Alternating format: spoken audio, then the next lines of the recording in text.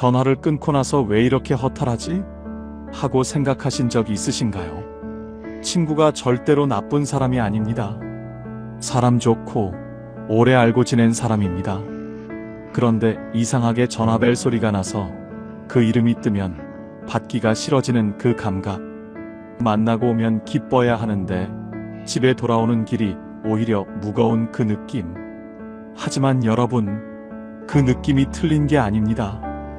여러분의 몸과 마음이 보내는 정확한 신호입니다. 오늘 이 영상 하나가 여러분의 남은 노후를 완전히 뒤바꿔 놓을 수 있습니다.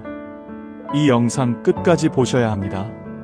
오늘은 70세 이후에 왜 반드시 관계를 정리해야 하는지, 어떤 친구가 내 노후를 조용히 망치고 있는지, 그리고 죄책감 없이 어떻게 거리를 둘 수 있는지를 끝까지 솔직하게 말씀드리겠습니다. 시작하기 전에 구독과 좋아요 하시고 지금 계신 지역이나 숫자 2를 댓글에 남겨주세요. 그러면 이 영상이 더 많은 분들께 전달되고 저도 더 좋은 이야기를 준비할 수 있습니다. 자, 그럼 시작하겠습니다. 여러분, 우리가 살면서 가장 많이 들어온 말 중 하나가 친구가 재산이다라는 말이었을 겁니다. 친구가 많을수록 행복하다고, 외롭지 않으려면 사람을 많이 사귀어야 한다고 어릴 때부터 그렇게 배워왔죠. 그런데 오늘 저는 그 말에 조심스럽게 이의를 제기하려 합니다. 친구가 나쁘다는 게 아닙니다. 관계 자체가 잘못됐다는 것도 아닙니다. 다만 노년에는 관계를 맺는 방식이 달라져야 한다는 겁니다. 근본적으로 철저하게 달라져야 합니다. 오늘 이 한 문장을 영상의 출발점으로 삼겠습니다. 노년에는 관계가 기쁨이 아니라 체력입니다. 70세가 넘으면 사람을 만나고 나서 회복하는 데 걸리는 시간이 젊을 때와 전혀 다릅니다. 누군가를 만나고 웃고 얘기하고 돌아왔을 때 그냥 피곤한 게 아니라 다음 날까지 몸이 무거운 경험 해보신 분들 많으실 겁니다. 그게 노화입니다. 그게 자연스러운 변화입니다.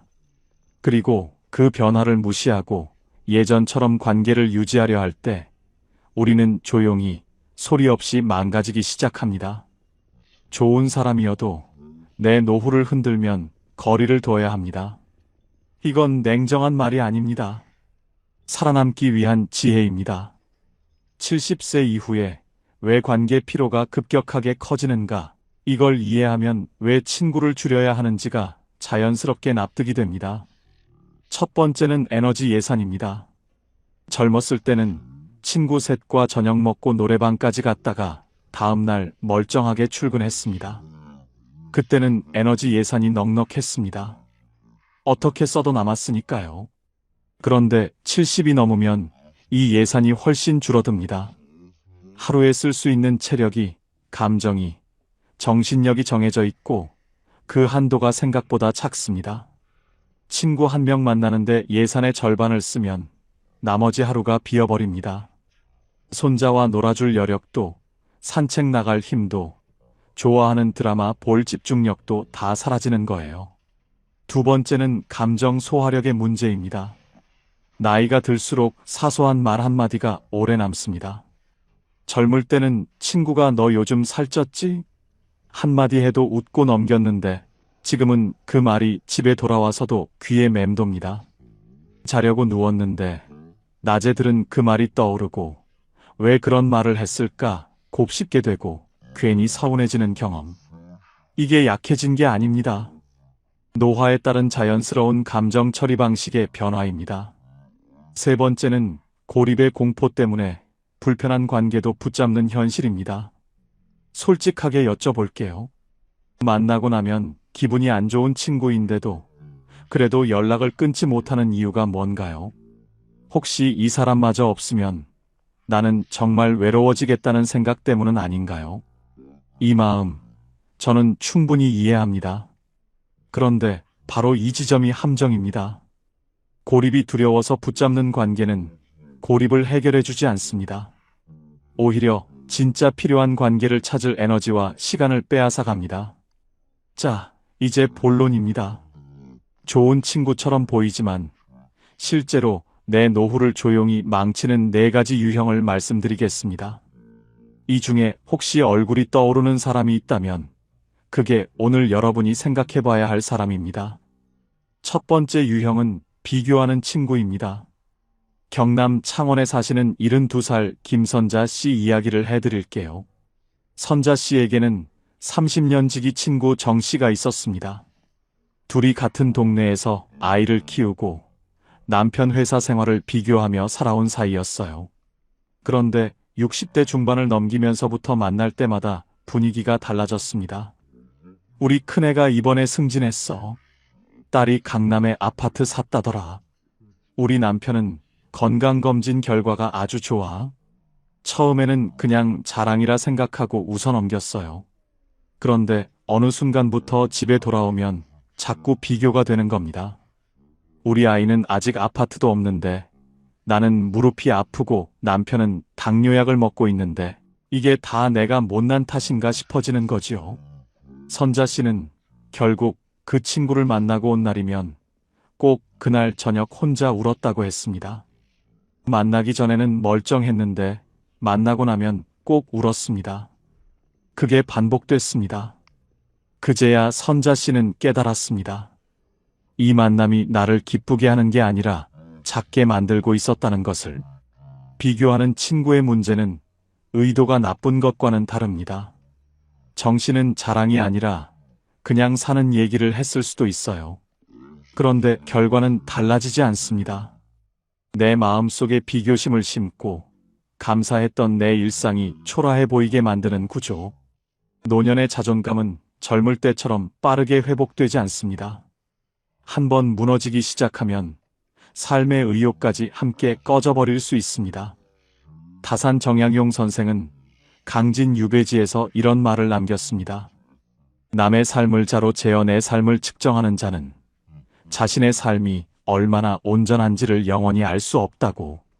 그 자는 항상 내 삶이 짧게 나오도록 설계되어 있기 때문입니다. 두 번째 유형은 돈 문제를 흐리는 친구입니다. 이 유형은 정말 조심하셔야 합니다. 충북 청주에 사시는 75살 이명자 씨 이야기입니다.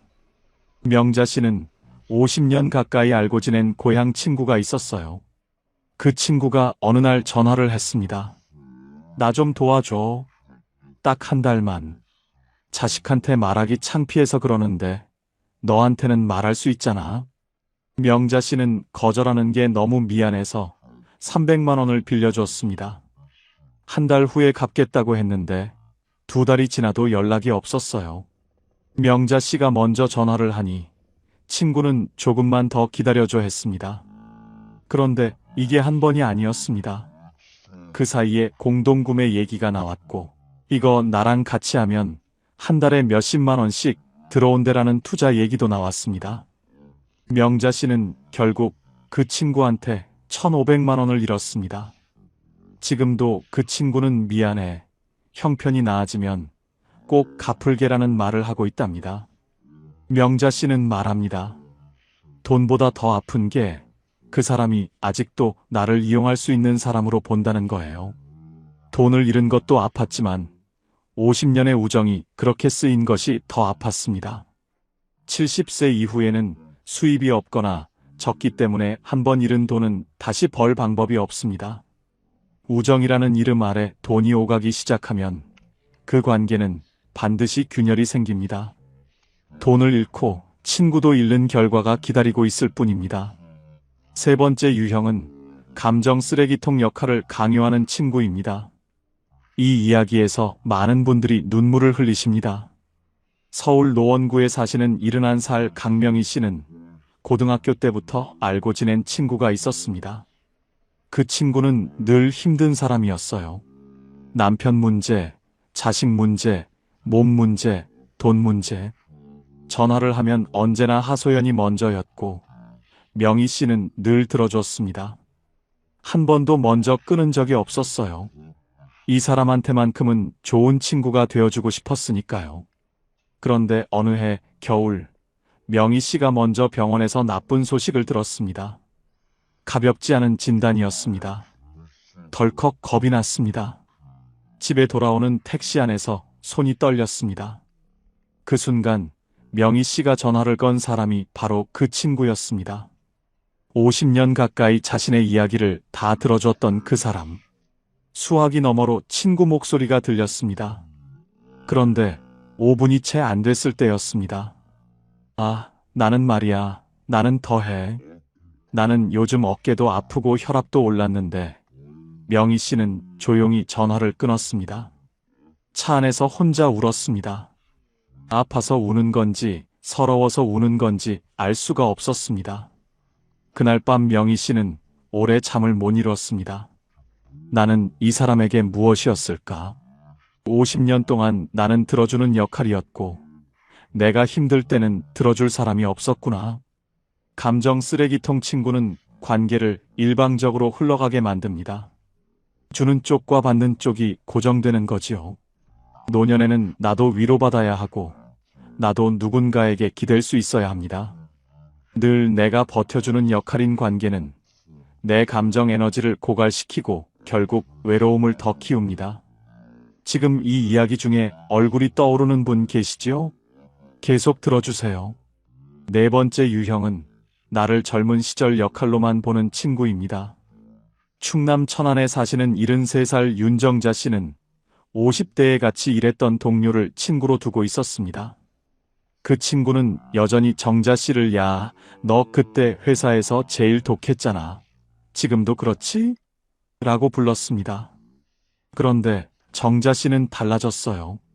예전에 강한 사람이 아니라 지금은 조용히 살고 싶고 작은 것에 감사하고 소소하게 텃밭 가꾸는 걸 좋아하는 사람이 됐습니다.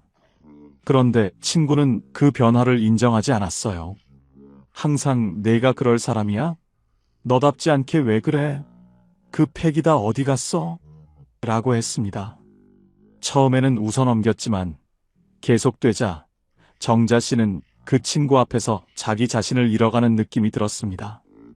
이상하게 그 친구를 만나고 나면 텃밭에 앉아있는 내가 초라해 보이는 겁니다. 아무것도 안 하는 사람처럼 느껴지는 겁니다. 사실은 지금의 삶이 훨씬 더 나에게 맞는 삶인데 나를 과거의 역할로만 기억하는 친구는 지금 내가 어떤 사람인지를 존중하지 않는 겁니다.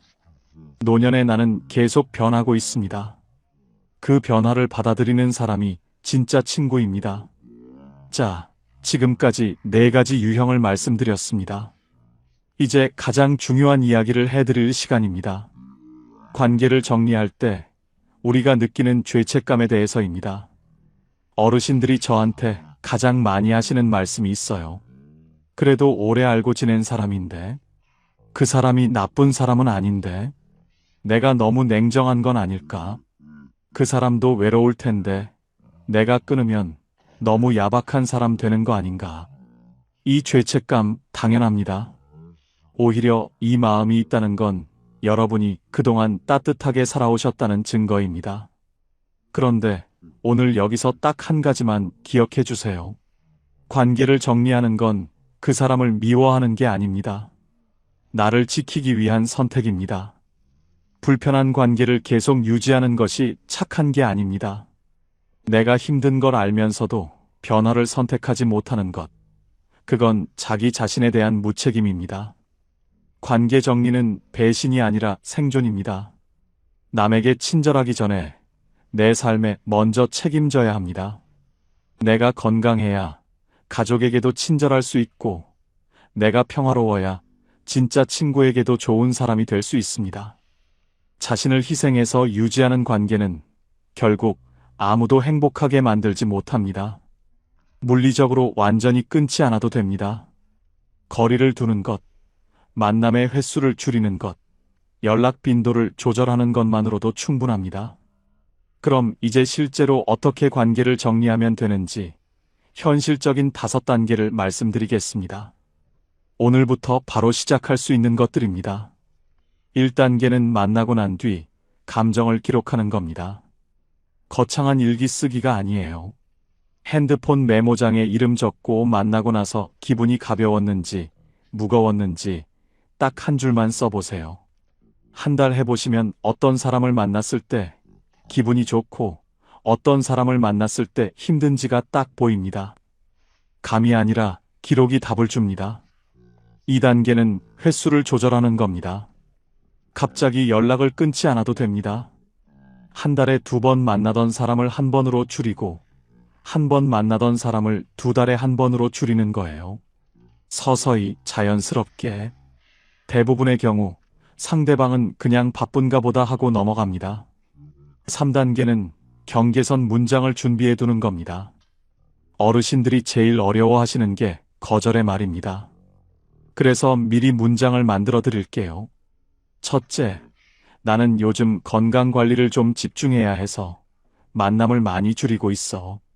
둘째, 돈 문제는 아무리 가까운 사이라도 나는 섞지 않는 편이야. 미안해. 셋째, 나는 지금 좀 쉬어야 해서 다음에 연락할게. 이 3문장만 외워두셔도 대부분의 불편한 상황을 품위 있게 빠져나올 수 있습니다. 4단계는 대체 루틴을 만드는 겁니다. 관계를 줄이면 생기는 빈자리를 내가 좋아하는 것으로 채우는 겁니다. 아침 산책, 도서관 나들이, 복지관 프로그램, 취미 모임. 이런 루틴이 생기면 외롭지 않습니다. 오히려 시간이 부족하다고 느끼기 시작합니다. 그리고 이 루틴 안에서 새로운 만남이 생깁니다. 5단계는 깊은 관계 1~2명, 많아도 3명만 남기는 겁니다. 노년에 진짜 필요한 건 많은 친구가 아니에요. 언제 전화해도 받아주는 한 사람, 같이 밥 먹고 아무 말 없어도 편한 한 사람, 내가 아프다고 하면 많이 힘들겠다고 먼저 말해주는 한 사람. 이런 관계가 하나만 있어도 우리는 충분히 살아갈 수 있습니다. 그런데 여기서 많은 분들이 가지고 계신 질문에 답을 드리겠습니다. 친구를 줄이면 더 외롭지 않나요? 이 질문 당연히 드실 수 있어요. 그런데 제가 뒤집어서 여쭤볼게요. 지금 친구가 많다고 해서 외롭지 않으신가요? 전화하면 반갑게 받아주는 사람은 몇 명이나 되시나요? 아프다고 했을 때 달려와 줄 사람은요? 많은 연락처가 있어도 진짜 외롭다는 분들이 얼마나 많은지 모릅니다. 외로움은 사람 수에서 오지 않습니다. 관계의 질에서 옵니다.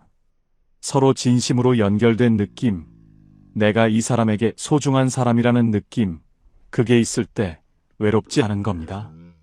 그리고 그런 관계는 10명이 동시에 줄 수 없습니다. 1명, 2명이 주는 겁니다. 이제 강명희 씨의 이야기로 다시 돌아가겠습니다. 그날 밤 혼자 울고 난 후 명희 씨는 천천히 결심을 했습니다. 더 이상 그 친구의 전화를 1순위로 받지 않기로, 한 번에 한 통화로 끝내기로. 처음에는 미안한 마음이 들었습니다. 내가 너무 야박한 건 아닐까? 그런데 한 달이 지났습니다. 이상한 일이 생겼습니다. 저녁 시간이 달라진 겁니다. 예전에는 저녁 6시가 되면 그 친구 전화가 올까봐 괜히 긴장했는데 이제 그 시간에 좋아하는 라디오를 틀게 됐습니다. 텃밭에서 고추를 따다가 혼자 고추장을 담그게 됐습니다. 주말에 복지관 요가 수업을 등록했는데 거기서 새로운 사람을 만났습니다. 그 사람도 혼자 사는 분이었는데 만나고 오면 왠지 기분이 가벼웠습니다. 어느 날 명희 씨는 저녁 식사를 마치고 창문을 열었습니다. 바람이 들어오고 라디오에서 옛 노래가 흘러나왔습니다. 가만히 앉아서 그 노래를 듣다가 명희 씨는 생각했습니다. 이게 평화구나. 이런 저녁이 내 삶에 있었던가. 관계 하나를 정리했을 뿐인데 저녁이 돌아온 겁니다. 하루가 달라진 겁니다. 삶의 온도가 달라진 겁니다. 명희 씨는 말합니다. 그 친구가 나쁜 사람이라고 생각하지 않아요. 그냥 나한테는 맞지 않는 관계였던 거예요. 거리를 두고 나서야 그 사람도 나도 조금 더 자유로워진 것 같아요. 오늘 이 이야기가 여러분의 마음 어딘가에 조용히 닿았으면 합니다. 비교하는 친구 앞에서 작아졌던 선자씨, 50년 우정에 1,500만 원을 잃은 명자씨, 가장 힘든 날 혼자 울어야 했던 명희씨, 그리고 텃밭 앞에서 자기 자신을 잃어가던 정자씨. 이분들의 이야기는 특별한 사람들의 이야기가 아닙니다. 착하게, 성실하게, 남을 먼저 생각하며 살아온 사람들이 겪는 이야기입니다. 어쩌면 바로 여러분의 이야기이기도 할 겁니다. 관계를 정리한다는 건 사람을 버리는 게 아닙니다. 내 남은 시간을 내가 고르는 일입니다. 내 저녁을 되찾는 일입니다. 내 하루의 온도를 내가 정하는 일입니다. 그 선택을 하기에 여러분은 너무 많이 기다려 오셨습니다. 이제는 충분히 해도 됩니다. 오늘 영상을 보시면서 마음속에 떠오른 얼굴이 있으셨나요? 아니면 이미 조용히 거리를 두기 시작한 관계가 있으신가요? 혹시 만나고 나면 꼭 마음이 무거워지는 사람이 있으신지요? 아니면 반대로 관계를 정리하고 나서 오히려 삶이 가벼워진 경험을 하신 분도 계실 겁니다. 그 이야기를 댓글로 들려주세요. 길게 쓰지 않으셔도 됩니다. 나도 그런 친구 있어요. 한마디도 충분합니다. 여러분의 그 한마디가 지금 이 영상을 보면서 힘들었던 경험을 떠올리며 혼자 고개를 끄덕이시는 분께 큰 위안과 힘이 됩니다. 나만 그런 게 아니었구나라는 안도감도 주고요. 그 안도감이 때로는 어떤 위로보다 더 큰 힘이 됩니다. 오늘도 끝까지 함께 해주셔서 진심으로 감사드립니다. 지금까지 황금노후였습니다.